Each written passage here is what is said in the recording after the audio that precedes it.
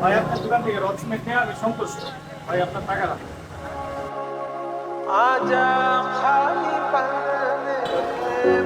ভাই আপনার 10 টাকা পড়ছে। আরে এটা পড়বো, এটা তো লোনের সময় নাই।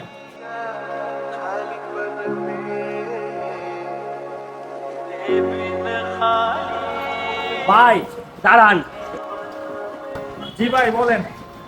আপনি মনে হয় আপনার বাবার টাকা দিয়ে চলেন। আমি আমার বাবার টাকা দিয়ে চলি, সমস্যা কি? বাবার টাকায় চলে দেখে এই অবস্থা। কিছু হয়েছে না। লিগে আপনি আমার ডাক দিছে, 10 টাকা আপনি রেখে দেন। এই যে ভাই 10 টাকা এটা মনে করলেন না তো, এই 10 টাকা একদিন 1000 টাকার কাম দিব। কি হয়েছে, কোনো সমস্যা নাকি? ভাই মানি ব্যাগটা মনে হয় ভাই কোথাও পড়ে গেছে গা ভাই। মানি ব্যাগ আবার পরে কেমনে? তাড়াতাড়ি আমার টিয়া বাই করো, টিয়া লাগবো। এমনিতে আমি দিমু করতে ভাই, আমি তো মানি ব্যাগে আড়াইলিছি। মানি ব্যাগ আর লিছেন, এটা আমার দেওয়ার বিষয় না, আমার টিয়া লাগবো, টিয়া দেন।